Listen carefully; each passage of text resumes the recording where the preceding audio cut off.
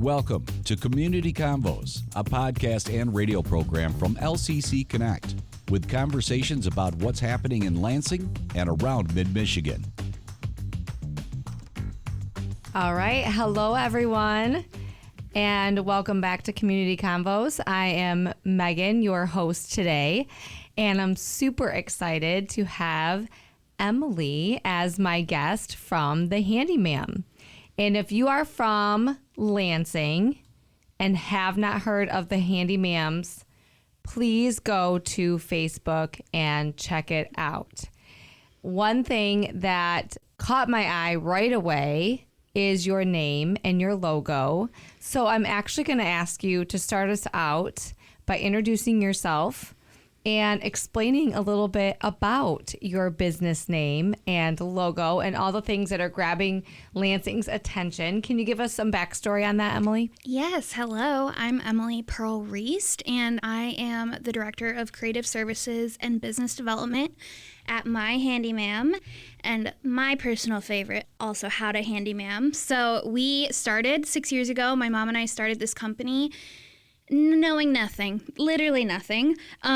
We basically ripped apart their house during COVID. My dad became a pastor, moved to St. John's.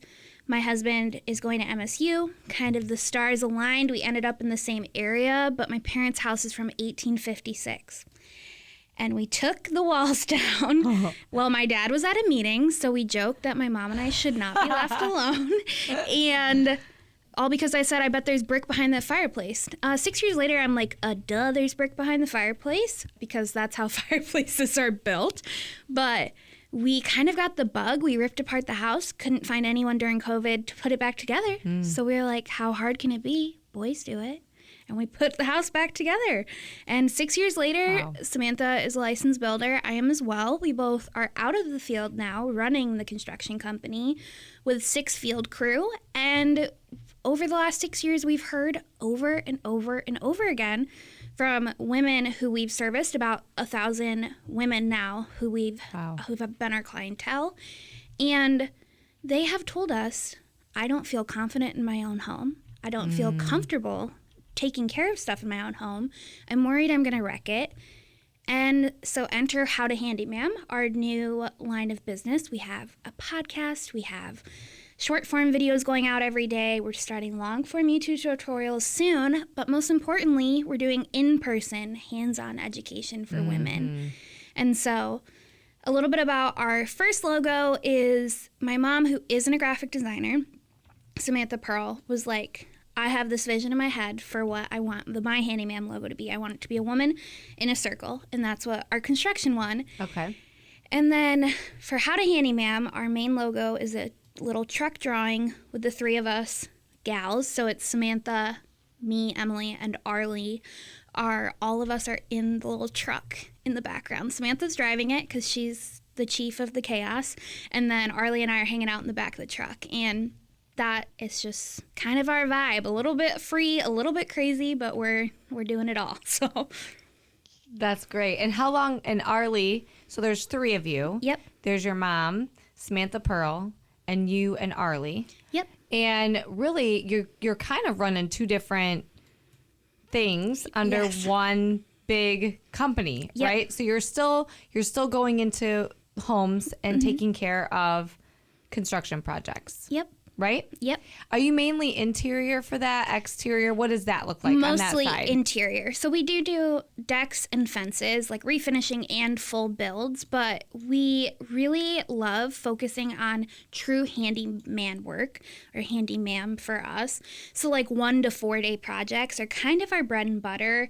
And one of the reasons we started our company is because there isn't reliable trades women specifically, but just who are licensed and insured to do the little things. So I like to say we do stuff as small as change light bulbs that people can't reach, all the way up to kitchen and bath remodels. So we run the full gambit, but it's hard to find people who are willing to come fix one cabinet or fix smaller things. Yes. And so we really wanted to fulfill that need. Our main clientele is single women over the age of 60. And a lot of times they don't feel safe or comfortable having untrustworthy contractors in their house, or nothing against men. Sometimes they don't feel comfortable having men in their house. And so we really filled that niche in the area, and it's grown into this now. I love it. I love it. And I have to tell you, I agree with you 100%. Just working with Acme, who is a construction company for residential, and now even working for commercial, we do find that a lot. These people were going into your homes. A lot of people are doing hybrid things, so they're also working there. So it's their work environment for some people. Their children are there. And for some, it is really difficult to find the small things. And it's really hard to learn to do them as well, which I love the other part of your business and how you've grown in that. Because I remember going to Home Depot with my kids and going into those days where you could take the small little workshops. Oh, yeah. And they went away. And I was like, no, I want to practice somewhere else and not on my home or have someone walk me through it. So you were bold enough to just go for it. But so explain how the construction came first, right? And then this branched from there. Can you bring us through that? How did that come about? So mainly women kept telling us, we don't want to do it ourselves. But we didn't go to trade school. We learned all of this. We jokingly say YouTube University.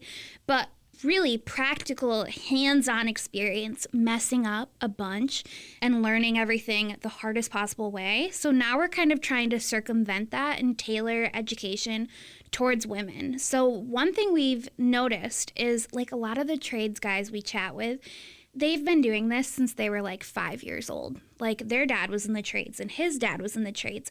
And so that really base level of knowledge, like what this fastener does and what this drill does, like those are like innate to them.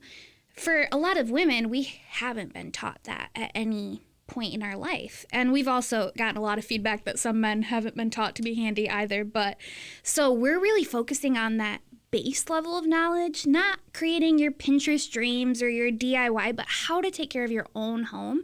So you feel agency in that. And that's the main thing. Like, on estimates all the time, I'm our main estimator. I'll be like, you can really fix that yourself. Like, I don't want you, like, if you want to pay us to do it, absolutely. But you just need a Phillips head screwdriver to tighten your door handle. You don't need a whole new door handle. And so it's really like that knowledge that unlocks, like, you can save money on this. Or the biggest thing that had really mainly got Arlie, one of our co-hosts, into this is she worked at Eve Shelter here in Lansing. And a lot of the women told us that the men who they had been abused by were withholding this information from them. So they felt like they couldn't leave because they didn't know how to take care of their own house. They felt like they couldn't be a homeowner. They couldn't, like, build that equity because it was all so overwhelming. And we realized we have the knowledge and the know-how and the passion to bridge that gap for women. And so that's what we're doing. All of the stuff we do online is to fund the in-person education. Because really, when you get a room of women together who are, like, all going to the same goal to learn, it is incredible what happens. We did kind of our first pilot series in our workshop just on Saturday mornings, very low key. Our workshop's in a basement. We're like, come down this creepy set of steps and learn how to do things with us. And just, like, the aha moments that, like, for me 6 years ago, it was an aha moment. But, like, oh my God, that tool does that? Oh, that does that? Oh, that's been in my tools that I inherited from my dad that I haven't known. It's just, like, unlocking those little bits of knowledge, and just confidence builds more confidence in the trades. So it's been really awesome. That's so empowering. So you're really building more than just skills for them. You're really building this empowerment and this confidence to just be able to maintain things on their own, and just giving them the abilities and the tools and the skills that they need. That's just really empowering. So your workshops have been filling, right? I mean, they've been full, the Saturdays that you've tried. Yep. Do they fill up often? So our first ones, they filled up almost immediately. This one, a little less so, because it is more expensive, and I can talk about why this workshop is the way it is. But our first ones were only an hour and a half. This one is an 8-hour day. So you are with us all day. We just finished building a recirculating toilet so they can really learn how to identify leaks and everything. So you will go to each station. We're doing tool competency, drywall, and plumbing. And at the end of the day, you will know how to use almost any tool in your house, unless you have some strange, weird, obscure tool that we haven't seen before. You will know how to patch your own drywall, and you will know how to change your own faucet, install a toilet, or anything like that. It costs about $400 to $600 to have a plumber come reinstall your toilet. Mm-hmm. It's $5 for a wax ring. If that's the problem, it's really, I don't want to say easy, but it's very attainable knowledge to know how to do that yourself. And so for $500 in one day, you kind of unlock like thousands of dollars of savings. And we kept it a really low teacher to student ratio. So it's about 5 students to 1 teacher. So you will actually have the drill in your hand. You will actually be the one turning off the shutoff valve, seeing what it feels like when a shutoff valve doesn't work, unscrewing like your faucet, seeing like how that really feels, feeling what it feels like to put plumber's tape around the threads of your thing, or have an instructor tell you, oh, that drywall you just put on, that's too thick and you're not going to want to sand that for 30 minutes later. And so really those things that YouTube can't tell you, oh, you did that too heavy-handed, but that in person you have an instructor telling you, like, this is going to make your life a lot harder if you do it this way. No, that's great. And let's bring that back, because I'm glad that you switched over to the event, because that's why we have you today on the podcast, is to talk about the upcoming event that will be happening at Acme Home Exteriors training facility. So in our parking lot, which we're so excited to be able to host that. And do you want to go ahead and talk to us about that, what it is, the date, time? So it's coming up quickly here, August 22nd, and it's going to be from 7 a.m. in the morning, bright and early, until 5:30 at night. So at the end of the day, you will truly feel like you've worked a day in the trades. But we are doing the 2 hours at each station. We also have a podcast, so we're doing a live Q&A at lunch that'll go up on our pod feed. And then we also just have fun stuff, like we're having a DJ come and really creating that community atmosphere for women. And so, yeah, that's what we're doing. Tell me a little bit more about the podcast. What do you guys usually talk about, and what's the approach? So we do 2 episodes a week. We have our main episode, which besides a segment we call 3 Minutes of Chaos, which is where we get to talk about whatever we want, because feedback from the beginning of the podcast was y'all banter too much, which I love talking, so yes, we did. And then we do some teaching segment. So like this week we have an episode coming out on measuring tools. So like I framed it as buy, borrow, or bury. Like, do you actually need this measuring tool? Yes, you need a torpedo level. No, you probably don't need a laser level as a homeowner. So our podcast is geared towards homeowners. And then we have my personal favorite, our side quests that come out on Tuesday, which is where we kind of do whatever we want. So we play games like Who's More Likely To, or just so you can get to know us as the host better. As people, yeah. Yep, but we also do sometimes like short segments. Like we did a side quest on how garbage disposals work and things like that. So Love it.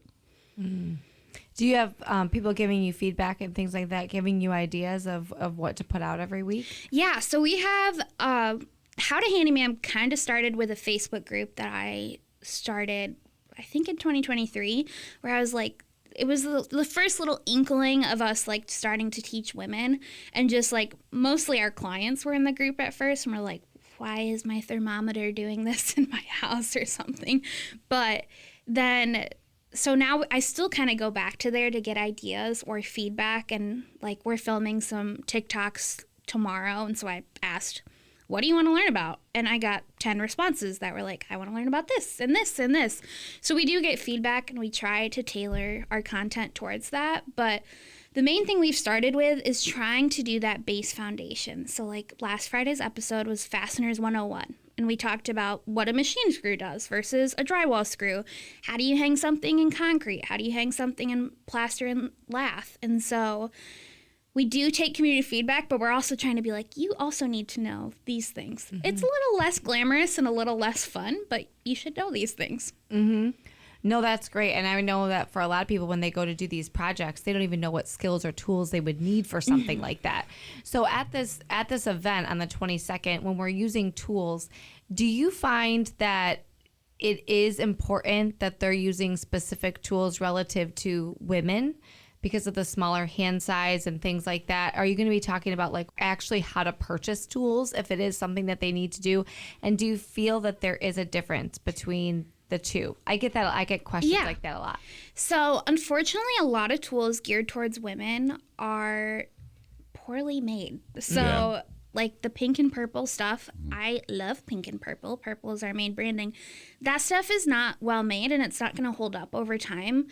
And so we recommend using like the main brands like DeWalt, Ryobi, Milwaukee, but also it's kind of a thing where you just think about how often am I going to use this? Because we need Milwaukee and DeWalt drills because they're made for tradespeople with the intention that everyday use for years and years and years, this tool is going to last. But as a homeowner, a Ryobi drill is going to last you a good long while. It doesn't really matter. But there are like Milwaukee makes some smaller tools with smaller batteries, but they fit better in women's hands, but we teach you how to hold the tools correctly. So even if you have a standard size tool, you're going to feel like you know how to use it. Okay. And for this event, can you go through again all the different things they're going to be learning? You mentioned drywall and what else? So we took the feedback from our female clients and then the people we've talk to on the podcast about what they want to learn and what'll save them the most money in home repair. So we're talking about drywall repair, so how to repair the holes in your walls. We're talking about plumbing basics. So a lot of plumbing, you can kind of apply what you know about like how a toilet runs, how a sink runs to a lot of your plumbing. So we're going to teach how to do plumbing, doing your own faucet, your toilet, and then basic tool competency. So we'll have a table of hand tools and tell you these are what these hand tools do, and then we're actually going to get into how to run your table saw, how to run your miter saw, multi-tools, so like really kind of the intimidating power tools, and show that with some safety knowledge, it's absolutely an accessible tool for you to use. Okay. What would you say is the top projects, I guess, or the most popular project that you have found people are these days trying to do at home? And if they had those skills, they would be able to do that. Like, I understand the skill itself, but what are some of the common projects that people are trying to do that they now can do because they're taking your workshops or they're listening or they're going to come to the event? Can you talk to me a little bit about some good examples of that? Yeah, my favorite example is we did like a mini plumbing course in June, and one of our participants went home that day and identified a leak after the class from her toilet's water line and was like, oh, now I know how a toilet works, and now I understand where that leak is coming from, and was able to fix it for $5 instead of calling a plumber. And so it's really like those practical things that until you know you need them, you don't need them. And that's kind of where we're starting. Like, we could teach you how to do beautiful trim projects and paint really well. We love those things, but we want people to be able to fix the things that are like physically necessary for your house to run, and like having a hole in your drywall. That is something we hear a lot about. It's something that, because of the multiple return trips you have to do as the contractor, is pretty expensive to have someone even come fix like a 3-inch hole in your wall, because they have to keep returning and then prime it and paint it. If you can do that yourself, you're at home all the time. You can keep going back for return coat. Yeah. So yeah, those kinds of things. So when people leave and they talk about your event, maybe the next couple of days after they go, what do you want them to be saying about it? I would hope they feel empowered, but also that they had a blast. That was the main feedback from our first event. Is not to brag, but a lot of people were like, you guys are so fun. And I feel like I learned a lot. And so we really want that community aspect, and also for you to meet other women who are trying to learn the same thing. And so now you have someone to contact if you're like, I tried to fix this drywall thing. I don't know why it's bubbling. I don't know why my tape isn't sticking. And so really creating that community base of getting help when you need it. Yeah, no, that's great. And you're going to be in the small groups, right? So you're going to be able to get to know everybody. Yeah. That's fantastic. So if people are interested to learn more, where should they go to find out more, either about the event or even about your services? Yeah, so if you want us to be your handyman, you can go to myhandyma'am.com. But if you want to be your own handyman, howtohandyma'am.com, just head to that website. You'll find everything. You'll find where to get our podcast, our socials, and also information about our event. So, yeah. That's great. I'm so excited for this event coming up. And I'm assuming your podcast is everywhere? Yes, everywhere. Just search How to Handyman wherever you get podcasts or on YouTube, and you will find us. And I'll even put it in the show notes for you. That's great. Thank you. You're welcome. I appreciate that. I appreciate that.